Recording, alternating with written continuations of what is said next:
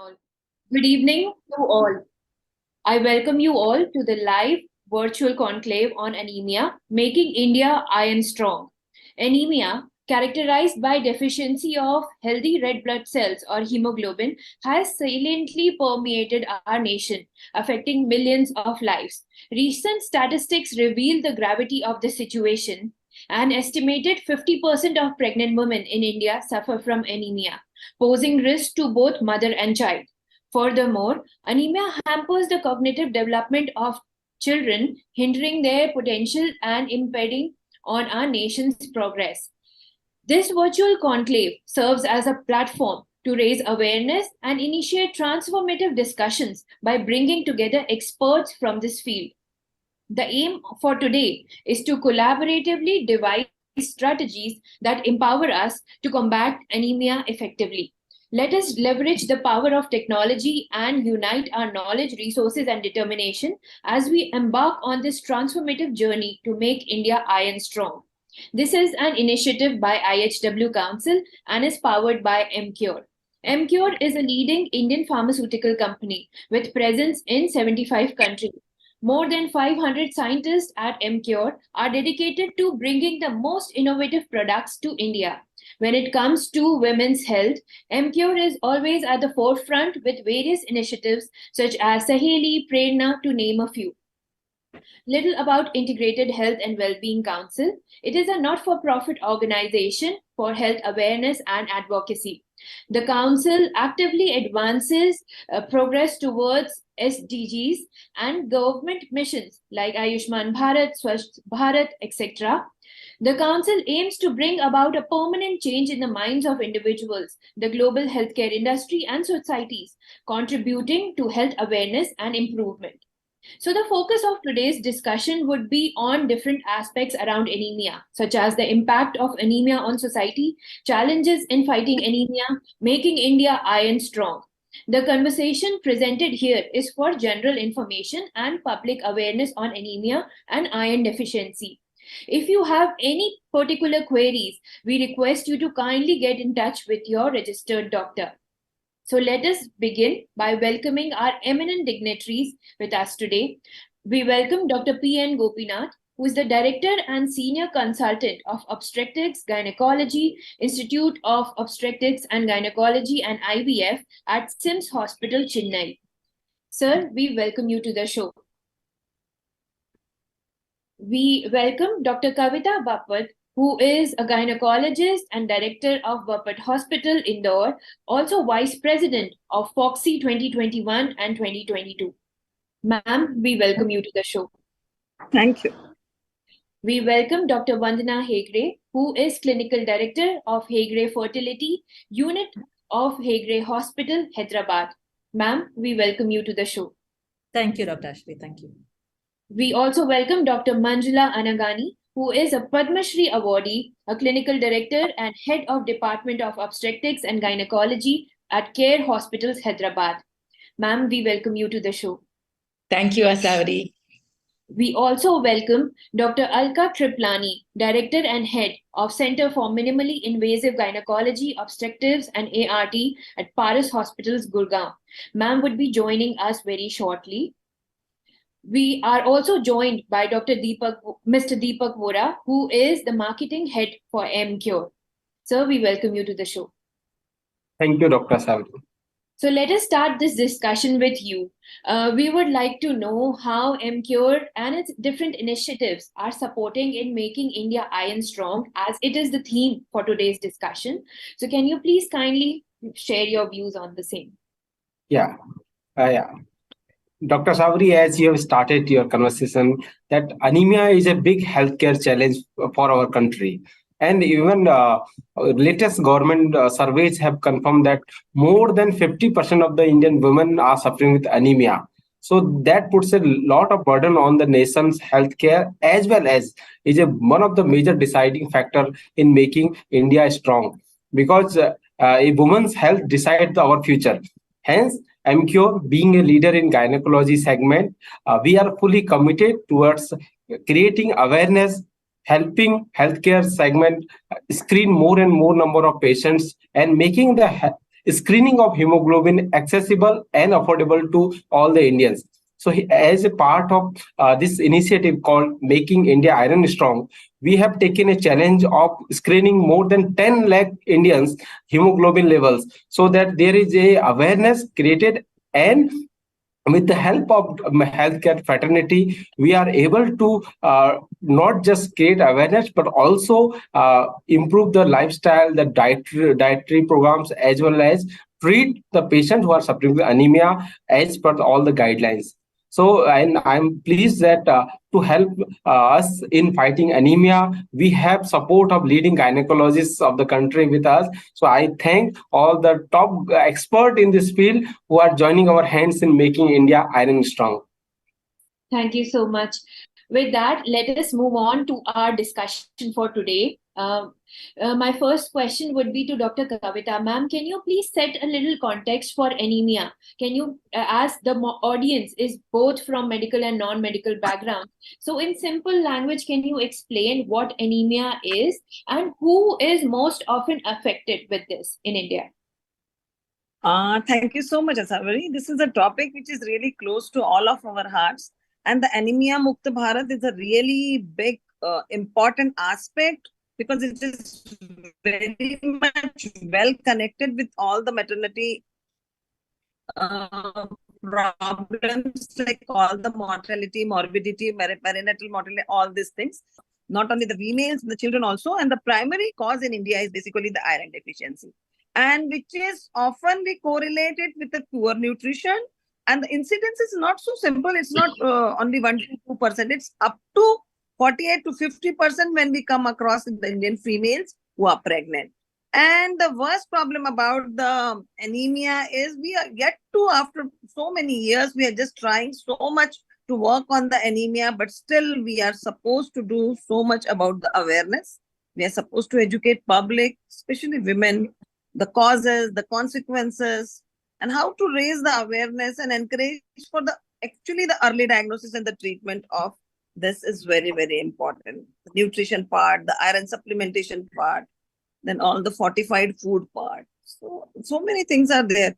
And how to access the healthcare is also important with it.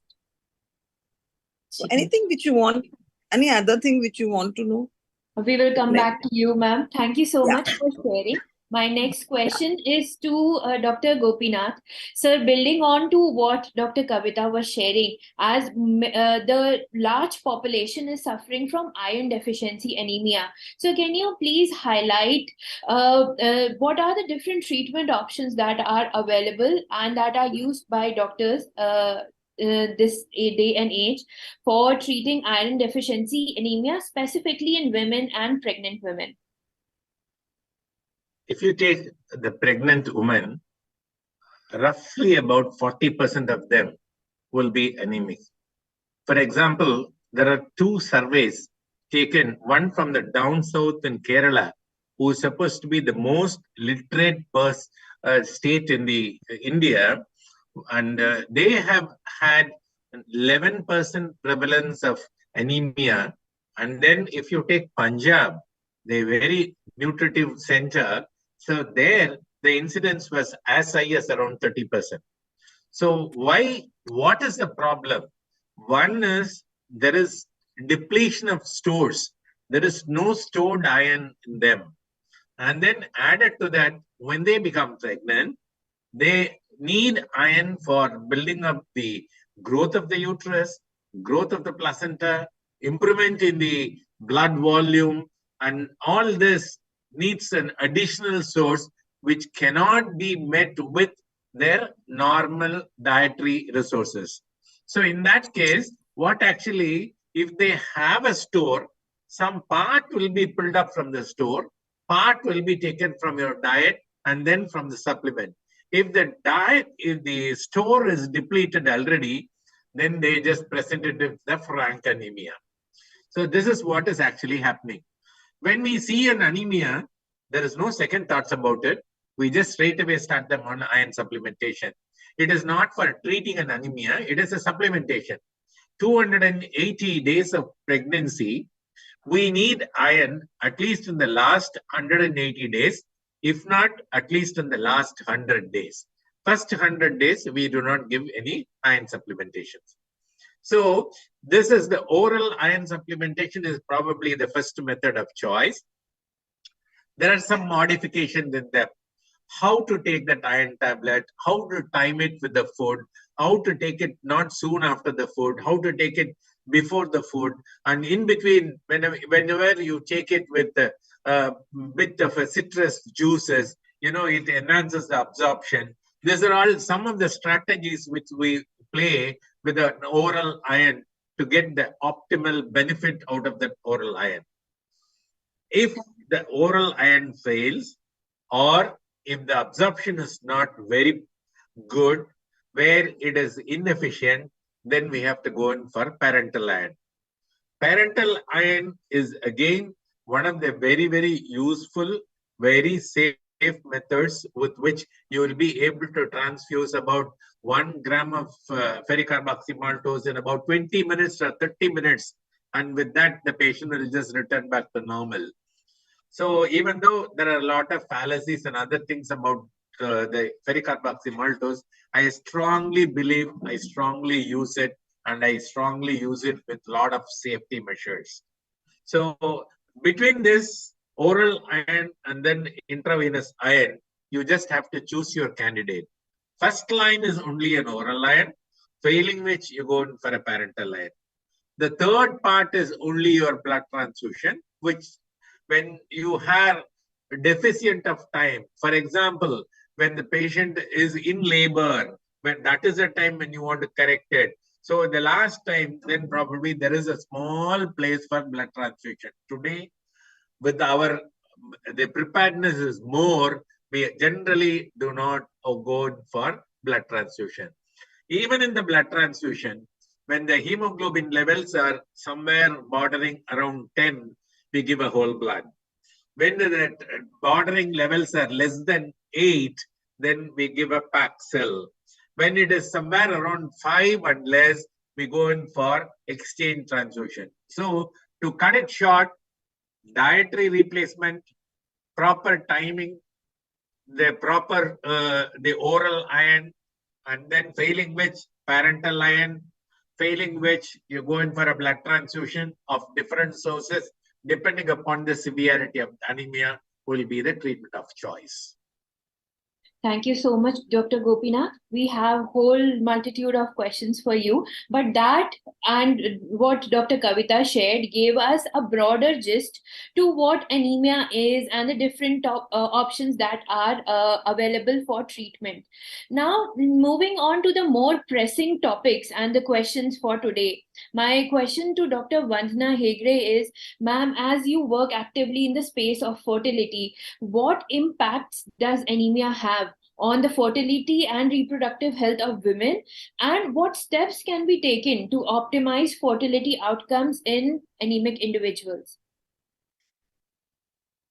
So most of the talks are usually on pregnant women. So by the time we see during pregnancy, I think we have lost a very crucial time, because by the time they come with a pregnancy test positive, they're usually 1.5 to 2 months pregnant. So what various studies have shown is that iron is very important. That is the molecule ferritin, is very important with respect to not only the fertility part of it, but it is very crucial for the baby's initial development.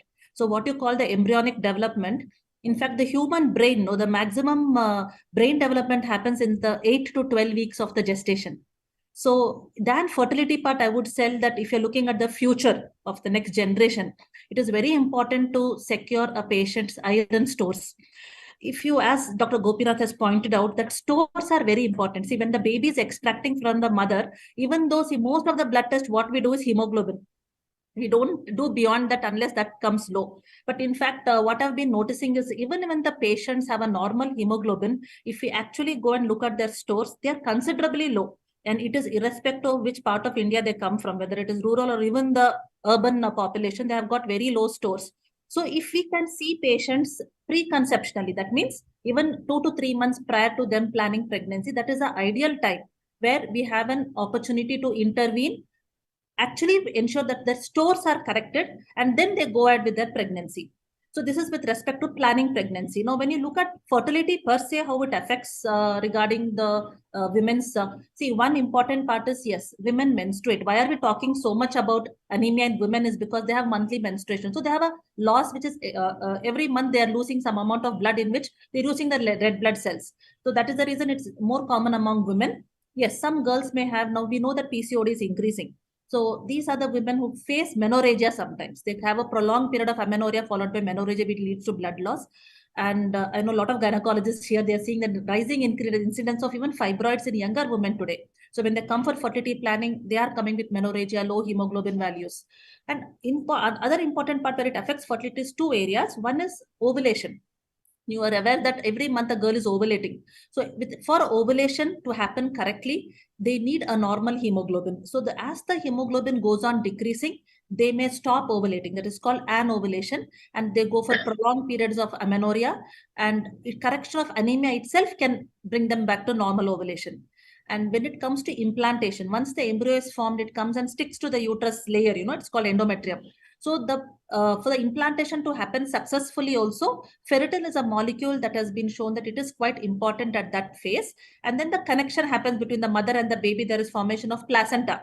So it is at here that sufficient oxygenation for the baby, everything happens based on the vascularity that is established there.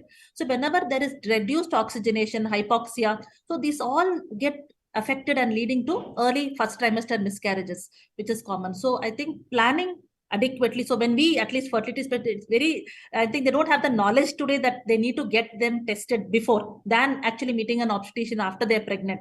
So this is a critical period where if we can actually normalize not only their hemoglobin, but their stores, I think will make a difference for women. Thank you so much, ma'am. My next question is to Dr. Manjula. Ma'am, from your experience, we would want to know what are the primary barriers that hinder women in seeking timely diagnosis and treatment for anemia? As Dr. Vandana shared, that by the time anemia is detected, they're already 2 months pregnant and 2 months into pregnancy, and that might not getting detected at early on might also cause deteriorating effects on their health in the long pregnancy duration. So, what are the reasons that or the barriers that are there, and how can we address them effectively? Asavri, that's a great question, because in India, as we all know, the unequal gender norm is the major deterrent, persistent barrier which is going to be there for preventing the woman to getting ideally tested or even accepting that they are thing. So for them, the first thing is they know that there is something called anemia because the government have made an impact on it in the last 4 decades, but they would only think that it does not affect me. Like next, I would be strongly looking at my family well-being, and if they are fine, then I'm also fine. So all these beliefs, the strong expectations from the family to ignore their own well-being and completely serve towards the family is the main barrier. So this way, the way they approach the medical fraternity is less, and even when they know that risk perception itself is less, and then access to the medical care is less, and access to the iron supplement is less, and then even if they get it, whether they're going to buy it or somebody else is giving it is the main thing. So the frontline workers, when they start giving it, I think the insisting of the thing that IFA supplement, that iron folic acid supplement should be given to them. So we divide them into adolescent girls and pregnant women in the reproductive age group, plus non-pregnant women in reproductive age group. Every woman should be touched upon. So depending on it, first and foremost, it's always the awareness about anemia and the risks of anemia, because what Dr. Vandana has impressed upon. Then understanding that it is a solvable thing and it is a supplement. Like Dr. Gopinath sir said, it is supplement and it is not medication. And insisting on the nutritional aspect of the iron improvement, anemia prevention, along with the tablet supplementation is something which government has to, or anybody has to be looking at. So understanding, getting awareness, and trying to go and seek the medical help, and seeing that they get the tablets, continuous supply of the medication, not just 100 days, 180 days, and continuing it after that, and follow-up testing. So access to testing also is very, very important. Thank you so much, Dr. Manjula. We will come back to you for further more asking you more trivial questions on the same. But we have Dr. Alka joined us. Ma'am, we welcome you to the show. Thank you. I'm sorry. I was under confusion that it is tomorrow, but now I'm free and I'm in. No worries, ma'am. That happens. So, introducing you again, Dr. Alka Kriplani is the director and head for Center of Minimally Invasive Gynecology, Obstetrics, and ART at Paris Hospital, Gurgaon. Ma'am, we're glad to have you on the show finally. Thank you so much. Thank you. The next question is directed to you only, if you are comfortable taking it right now. Yeah, sure. So, ma'am, in considering your expertise, how does anemia specifically affect pregnant women, and what measures can be taken to prevent or manage anemia during pregnancy? We have other doctors with us that have been discussing on this topic, but we would like to know that are there any innovative approaches or technologies that you believe can enhance anemia screening and diagnosis, particularly in context of minimally invasive procedures? See, we think that we have developed so much, technology has advanced so much. We are doing very advanced procedures, hysterectomies, everything laparoscopically. But the fact of the matter is, my practice in the city of Gurgaon, which is one of the most developed, supposed to be most developed area, and I see 60 to 70% patients anemic, and from well-to-do families with good insurance. They come to us. When they have abnormal uterine bleeding, AUB, maybe because of fibroid, maybe because hormonal disturbance, with 4, 5, 6, 7 grams of hemoglobin. Till that time, they are so ignorant.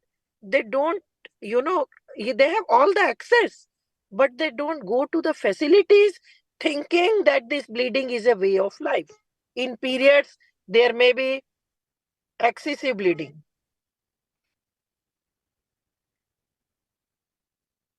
Thank you so much, ma'am. We will come back to you again. My next question is to Dr. Kavita. So, ma'am, what I wanted to say, and a very good way to correct anemia in a patient who has come to you for surgery from far off place or whosoever with severe anemia, is give injectable iron. It is a blessing. Now we have even 750. So we are very, very fond of, patients don't take oral often. We give them 1,000 milligram a bolus along with B12, and their hemoglobin shoots in 10-15 days. When I was at institute, all these projects, trials with injectables, we were the first ones to conduct. Now we have such safe iron carboxymaltose. I don't know what are your sponsors, but I'm telling you, injectable iron is a very good way to alleviate anemia in a very short time. Meanwhile, you produce amenorrhea to your patient. So the need to give blood transfusion drastically goes down in the practice. So this is a mantra. This is injectable availability of good irons have changed our practice and reduced giving blood transfusion drastically in our patients. It's a very good way. Thank you so much, ma'am, for highlighting that. And we completely believe that as opposed to blood transfusion and other procedures, as you shared rightly, injectable iron is a revolutionary discovery in this space and has been helping millions of women with anemia. So my next question is to Dr. Kavita. Ma'am, as we are talking about anemia and pregnancy women, your association with FOXY has been very pertinent in this space. What initiatives has the FOXY organization undertaken to raise awareness around anemia, especially amongst women in the rural areas? So can you please share some of those, and how can we and different organizations adopt those initiatives into their own working practice so that a large number of women can be reached out to, not just in urban but also in rural setups? Nice question, but the point is, I'll divide this question in two parts. Number one, what Fox is doing, what government is doing, and what has to be done. Am I right? It's the three way I'll just put it. Yes, ma'am. It's not Perfect. many. All of us are doing so much awareness program. Even the government is helping it out. Lot many awareness programs are there regarding the anemia mukta this Bharat program is already there, and we always, while doing this awareness, we always tell the what are the underlying causes of anemia. Sometimes a parasitic infestation in our country previously very bad. Poor sanitation was the thing, but now I think we are also combating with all this anemic problem nowadays. And I think I'm not going into it about these two problems, about the parasitic infection and the poor sanitation. But the point which I feel, number one is the awareness. Number two is the education. That's very, very important. What we need to tell and say. And another important point, we need some technique or some very non-invasive, simple technique which can determine the hemoglobin level of that person throughout India. If she is urban, she is rural, whatever she is, and that technique we need. And I think the mass hemoglobin estimation is the need of this country, which we all the time, some camp, this camp, that camp, Laksha Manyata, and so many government programs are doing this thing. So number one is hemoglobin estimation is very, very important throughout India in a uniform, standardized, and a regularized manner. And it should be regulated not only once we know to come to know the hemoglobin, we have not to stop over there. Once the hemoglobin is known, what has to be done, how much in which category she comes, like severely anemic, simple anemic, the mildly anemic, or anemic, moderate anemia. We have to differentiate it. And then another important thing is a widespread health issue. This is, and nutrition is another important point with awareness. So my feeling is that we should have a correct and a simple method of hemoglobin estimation, which is non-invasive and should be done all over India regularly, and treat the patient with the degree of anemia. And we have to tell them about the improved nutrition. We have to tell them about the iron supplementation. We have to fortify the food. We have to change this thing and improve the access of the healthcare to anything. So we need all the healthcare facilities should be into the rural area also, and they should receive the timely diagnosis and the treatment of anemia. So that's an important point, right? Hemoglobin estimation, awareness, availability of the doctors, and support them by treating also. That's another important. Thank you so much, ma'am. Those were very impactful points that you put across. My next question is to Dr. Gopinath. Sir, as ma'am was sharing, Dr. Kavita was sharing that these are the necessities that what we need to do. Building on that, and the gaps that we see in the necessities that we require, in your opinion, are there any cultural or regional factors that specifically influence the prevalence of anemia? And what would be your advice on how can we effectively address them? As last you were pointing out that anemia varies from different states. In some states, the anemia is very prevalent, and in other states, it is not severe. So how can we utilize the best aspects of where the anemia is not, and incorporate those strategies into our practice? Thank you, Ashwari. So, lot of papers has come out from different states of India about the cultural and social factors which impact on anemia. The very important thing, when they have too much of this religious beliefs, not taking the animal proteins, and then not touching anything which comes with the brown label, this kind of a thing definitely is more prevalent. The more religious, the more they are into it, that is one part. The second part is the socio-economic status.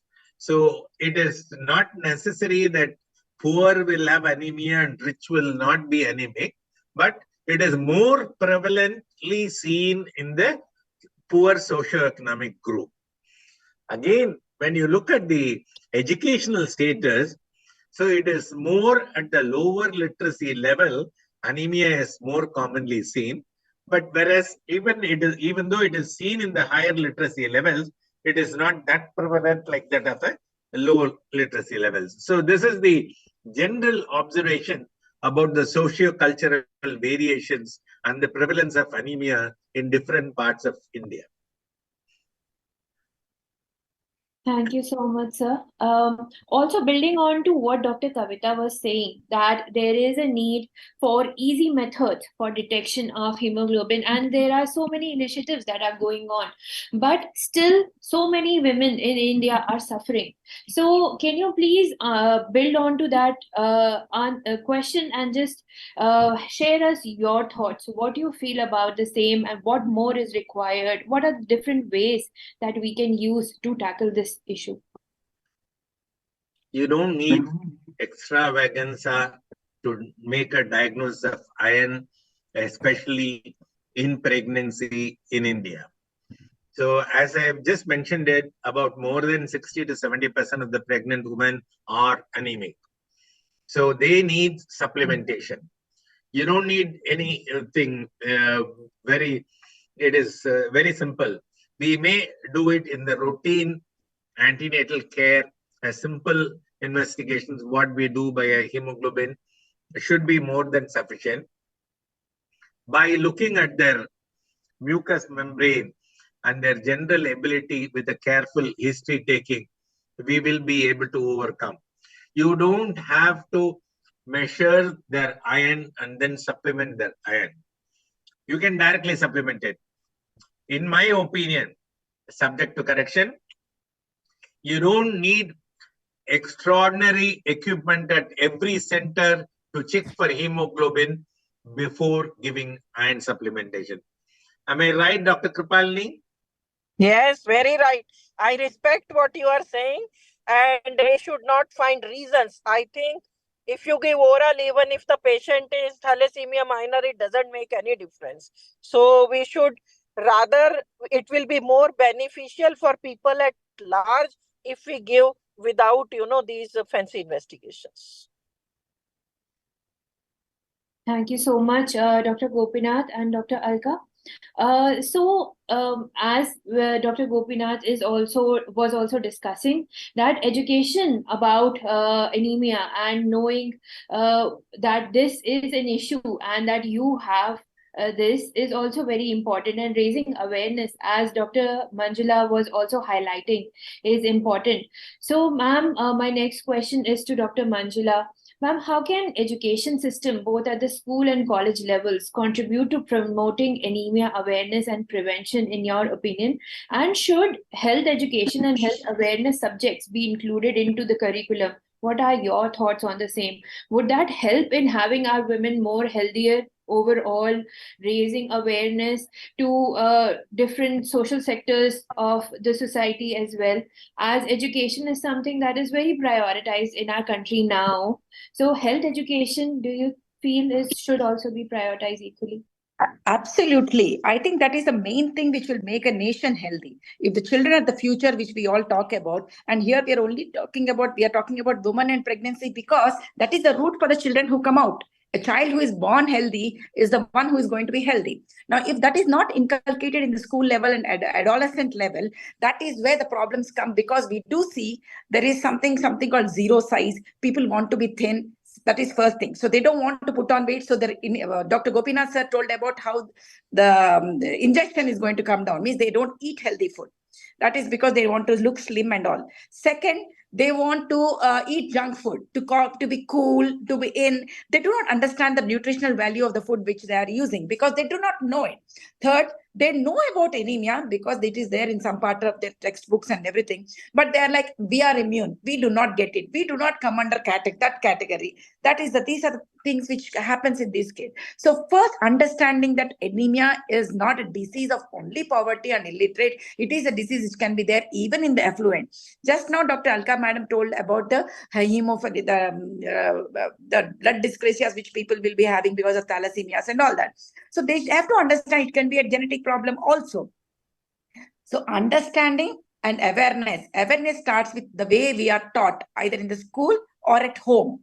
So it is not just the social media we are looking at, starting from the school, being a chapter in the school, and then counseling it and reminding them again and again, and see that they seek the doctor. First is in the school there is something called health checkups which happen. So in this health checkups and in this health classes which are going to be there, they should be seeking medical care. Second, testing also should be done in the school and adolescent age group. We should never forget that age group, because the height, the growth, that what we talk it as, bone bank or the health bank is in the adolescent age group. Once they reach 18 years, you do know that most of the organs are set to their hormone levels. So seeking medical care, getting started to understand and take the iron-rich food, nutritional value, understanding about it, and taking the medicines and obtaining it and adhering to it, and so that they take continuously the awareness plus management. This is the way we need to go forward. So it should be mandatory that they do have a class about both the nutrition value.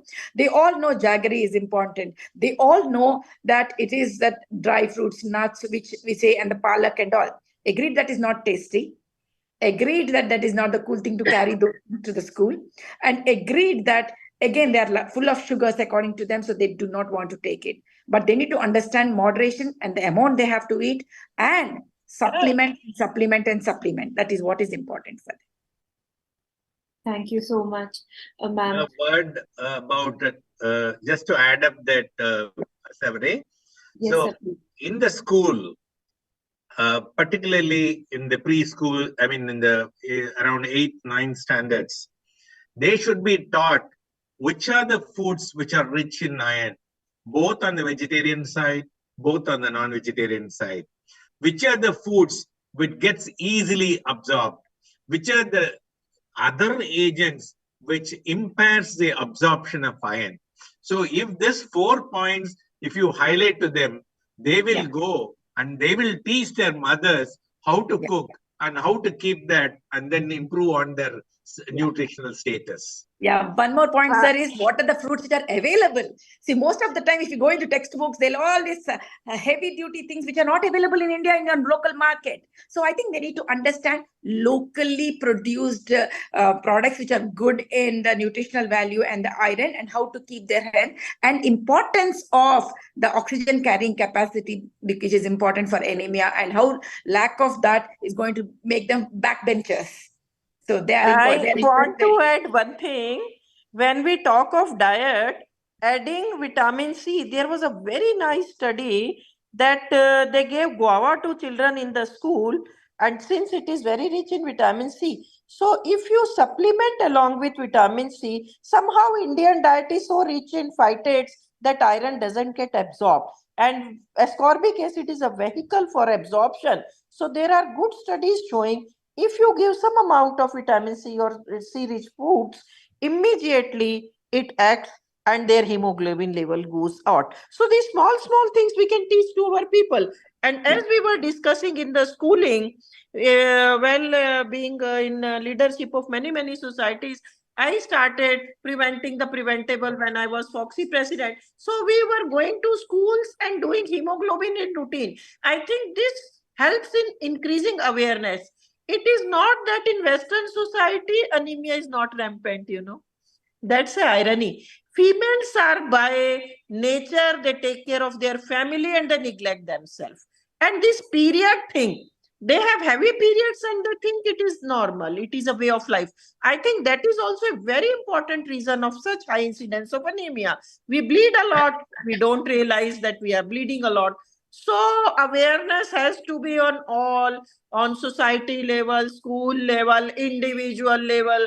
I know such great people who are giving injectable irons in the periphery, but anemia is rampant. And the other problem is you supplement somebody anemia, you stop it, after 6 months they again develop anemia.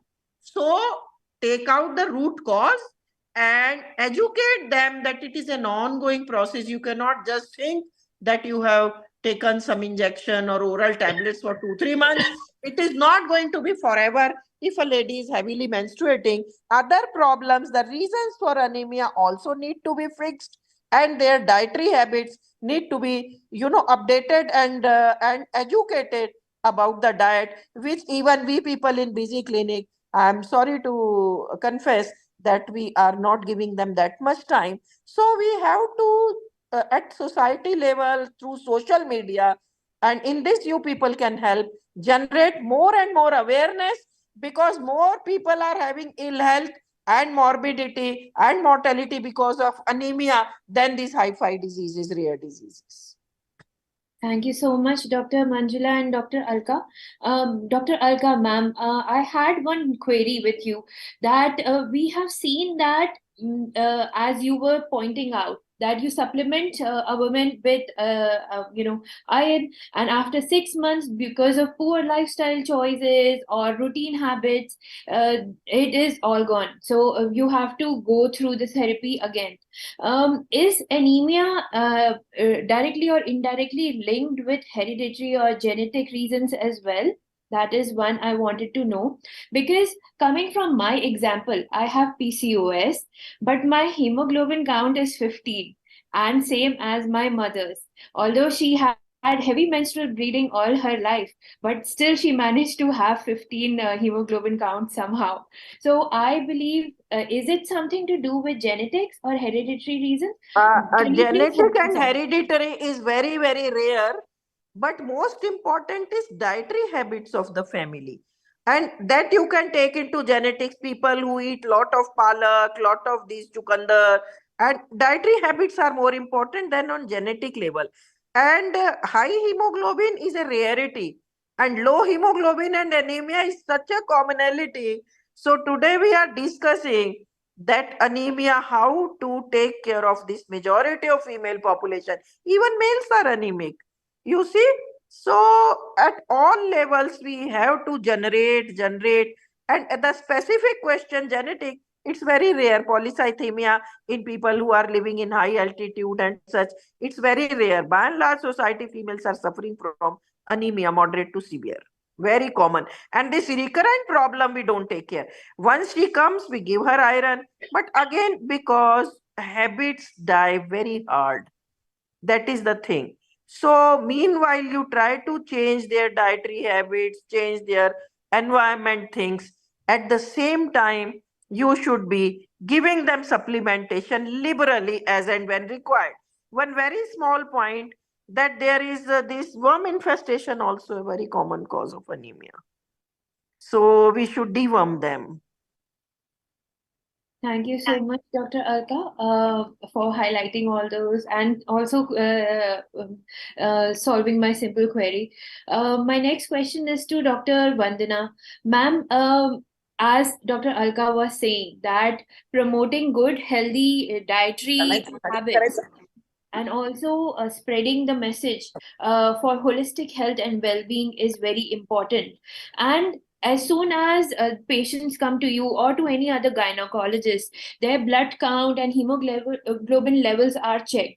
But how can we promote a holistic health towards women's health issues by addressing anemia alongside every other reproductive or health issue that they have, or make it a mandate somehow to highlight this or prioritize checking for anemia regularly at regular intervals to not just women but men as well, and to all different ages, so that at least screening can be done on a regular and early basis, so that if we detect anybody suffering from anemia, we can start the supplementation early on.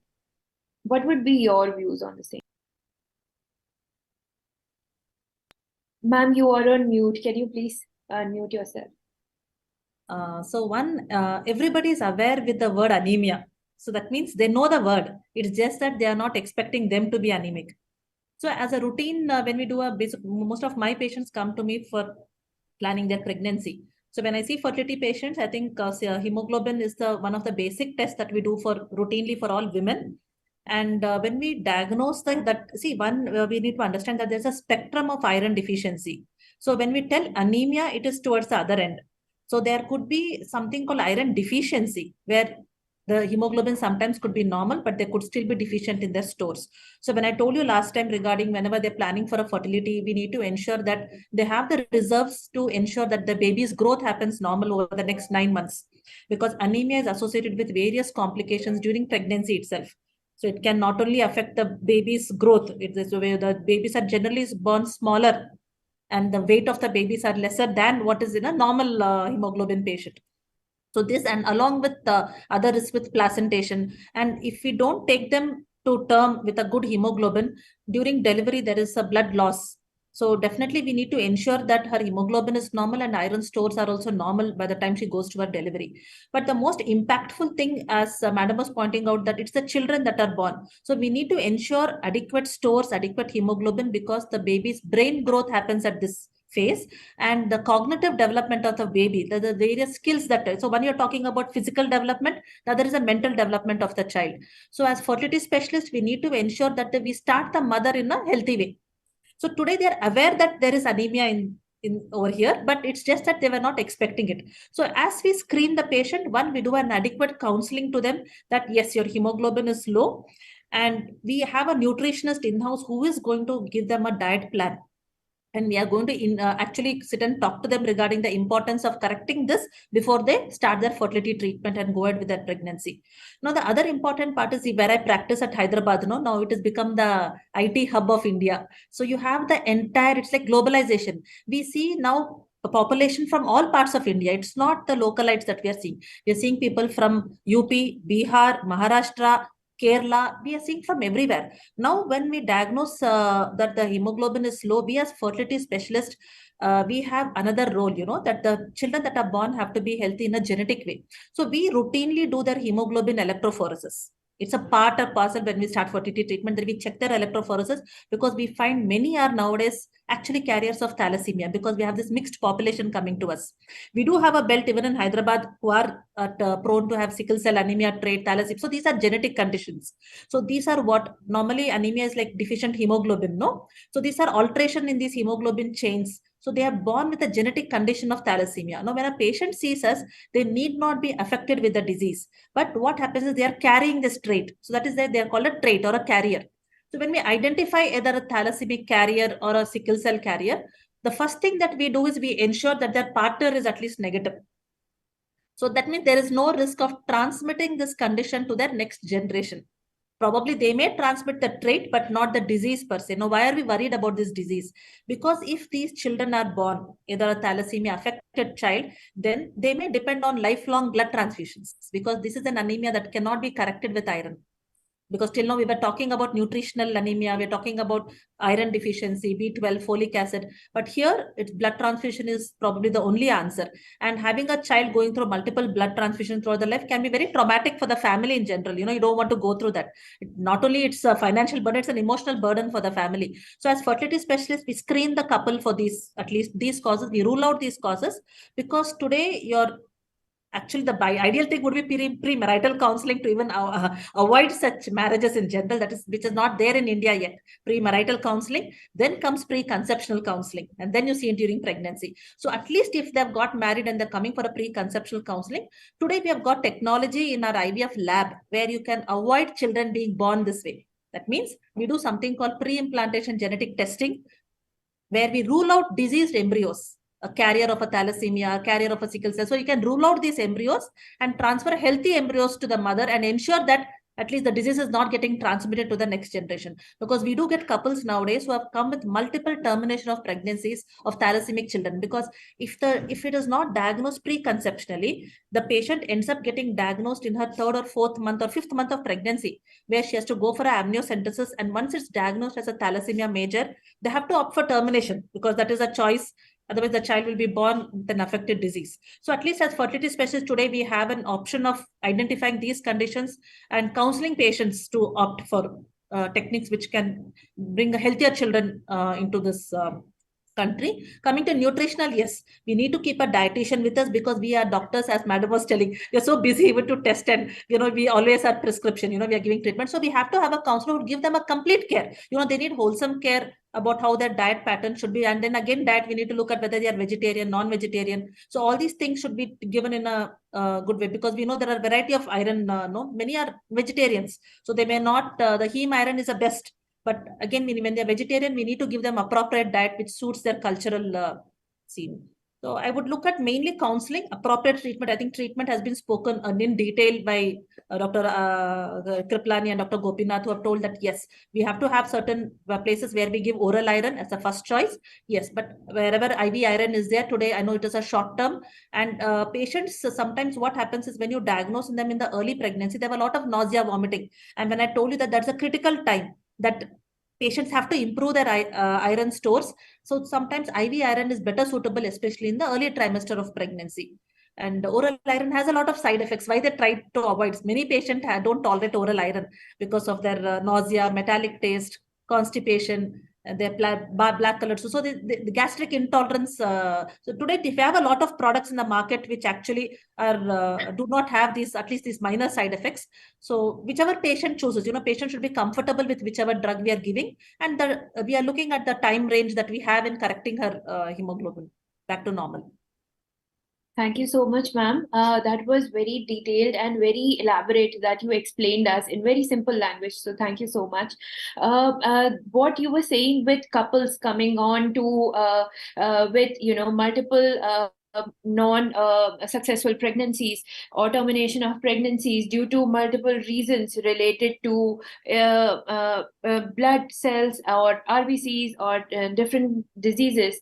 There is one going on fashion these days amongst the affluent community that, like the way in past years, or still like the way we do astrology matching, is genetic matching or genetic analysis and interpreting of the male and female before getting married, do you see is that as essential with the rising number of cases of people suffering from thalassemia and other disorders? So this is an open question for everybody. What are your thoughts? Is it should we go into it? Would that be a trend in the coming future?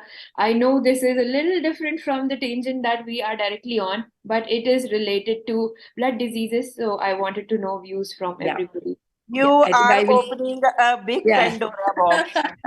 Actually, it is genome patri, genome patri. Genome patri is there. Map my was genome is there. A minor, and my husband was minor. I would still have married him. Yeah, so that's a different story. Don't go on this direction. Rather than you should know you both are carrier, and if you have affected baby, get it tested and get termination. So I don't think any of us will recommend that you should not marry partner of a choice just because they have the disease, because science is advancing so much. Yes. Madam, I just want to add. I just want to add to what you said, madam. Yes, we will not suggest, but knowledge is power. So knowing beforehand is definitely important. So definitely they can do that. Yeah, but you should not stop them from marrying. Yeah. Because it will then lead to a lot of frustration in many people who, they want to marry a person, so they marry. And secondly, I would like to add one more thing. I have seen even very senior colleagues giving prescription, many of them giving injectable iron, but forgetting to give them B12 and folic acid along with that. That leads to anemia gets converted to dimorphic anemia because hemopoiesis increases very fast. Iron is there, but to make hemoglobin, it requires other essential things like folic acid, B12, high protein diet. So please, our prescriptions have to be balanced. When we are giving injectable iron, I see to it, we give them injection B12 and folic acid so that their iron, values, hemoglobin increases fast and they don't develop dimorphic anemia because of the deficiency. This looks like a very small point, But many of times I see prescriptions, they are not given that advice. So as somebody was talking, that girl with infertility specialist, we should have counselors. But saying these things, we all know in practice, it becomes little difficult. So onus is on all of us to at least give this advice to our patients that it's not only iron, many other things are required which must be supplemented. And managing an Yes, anemia sir, please. has to be very, very simple because it is so prevalent. So it's even if it is not there, we're going to treat it as a supplement. So in that scenario, I don't want to frighten my patient with the complicated things like genetic and counseling and other things. Basically, you try to just do what you can at the basal level, and Very right. it is completely a pandemic situation where you can't be taking and just doing a test and then counseling all those people. So you try to do it at the thing, something like, education, and educate them about the iron-rich foods, how to eat, what to avoid, and then fortify the foods with iron, and then school education, and then talk about the ways of cooking. And these are all the basic things with which, if you go and then try to give an iron supplementation, probably you will be taking every woman iron strong when they go for the motherhood. Thank you, Dr. Gopinath, for such a practical and down-to-earth approach, and that will help women at majority at large rather than going for these fancy things and confusing. I 100% agree with you. Thank you so much, Dr. Gopinath. Thank you, Dr. Alka. So, as we are very... I want to say one more thing. You Yes, said ma'am, you please. are PCOD, your mother is PCOD, so you both have very high hemoglobin. I No, tell you, ma'am. So, what I meant...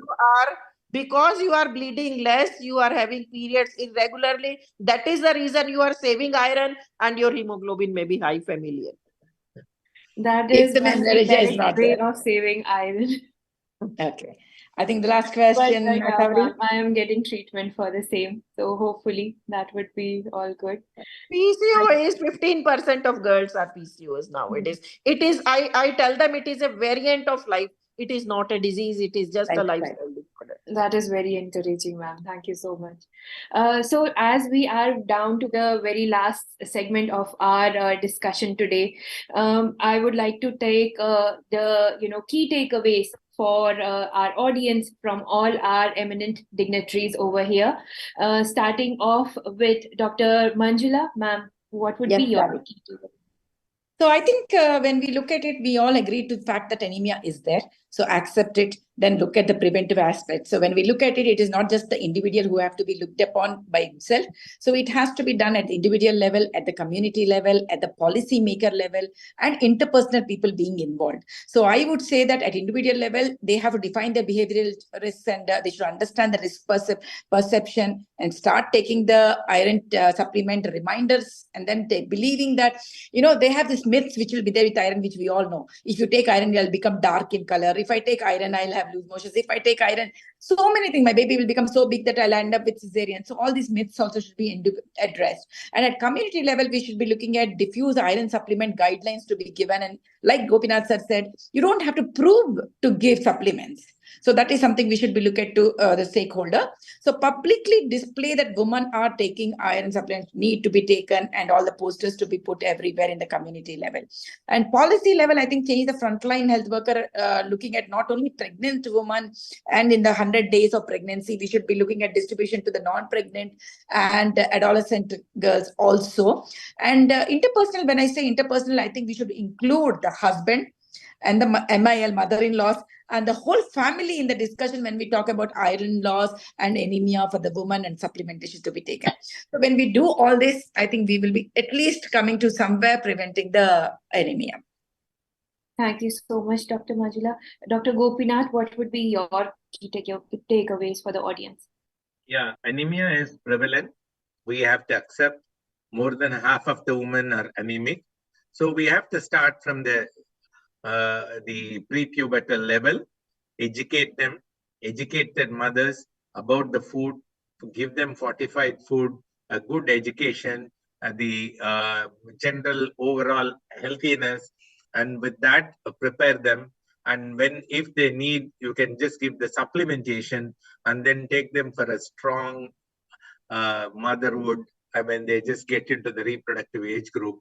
In that way, you will prevent the antenatal complications, intrapartum complications, postpartum complications, and reduce the maternal mortality, reduce the morbidity. It all starts from the childhood, not by just sitting and teaching how to reduce the maternal mortality and morbidity. We have to start right from the childhood. Thank you so much, sir. Dr. Alka, ma'am, your key takeaways? Awareness, awareness, awareness. Education, education, education. But we have to find new ways. Now I have seen the society is changing, social media is becoming so strong. That can be used as a tool to increase awareness. On a Valentine Day, when these red hearts are circulated, why not tell, get your Valentine's hemoglobin? So that innovative things which are prevalent and we can penetrate more and more brains. Secondly, I have seen in practice, even my doctor patients, oral iron gives lot of side effects. So we have to tell them what should be the relation with the diet, how they can combat that. And my index of this thing is very low, threshold is low for injectable iron, because I think we are still very, very underutilizing injectable iron therapy, and I use it a lot in my practice because it's a quicker way, there are hardly side effects, and hemoglobin shoots. Such safe injectable iron preparations are available. Thank you so much, Dr. Alka. Dr. Vandana, ma'am, your key takeaways for the audience? Yeah, my only thing is that since the prevalence is so high, it's like nearly 50% of the women, whether it is across all the age groups. So I think we should look mainly at national programs, bodies like FOGSI who come in collaboration, like Anemia Mukt Bharat, what is their slogan for the year. So this is the way that I think we can make a bigger impact, because we as individual doctors, yes, we take care of our own patients, but together when we come and give a slogan, educate them through various advertisements and national TV, social media. So I think campaigns will go a big way in creating awareness. And I think they'll walk to us themselves. We need not go to them. They'll come and ask us to check them. And probably, I think awareness is, I think knowledge is power. So as Madam was telling. Definitely, ma'am. That is the ideal, that patients come to you and tell them that, something is wrong, I feel, and get us checked. So many of us doctors ourselves don't, so it starts from there. So I think bigger collaborations is what we. Definitely, ma'am. Thank you so much. With that, we come down to the very end of this amazing, interesting discussion today on making India iron strong. I would like to thank our eminent dignitaries joining us today for their time and also their immense wealth of knowledge and information for sharing it with us. Thank you so much. I thank Dr. Alka Kriplani, Dr. Vandana Hegde, Dr. P.M. Gopinath, Dr. Kavita Bapat, and Dr. Manjula Anagani for taking their time. I would also like to thank Emcure and Mr. Deepak Vora for partnering up with IHW on this brilliant initiative for raising awareness against anemia. Thank you so much. I would also like to thank our audience for staying with us till the very end. I hope the discussion was just as equally insightful and interesting for you as it was for us. Thank you so much. With that, we sign off now. Stay happy, stay healthy. Thank you. Thank you. Thank you to all of you. Thank you. Thank you. Thank you. Bye-bye. Thank you. See you. Thank Bye. you. Bye. Bye. Thank you, ma'am. Thank you, sir.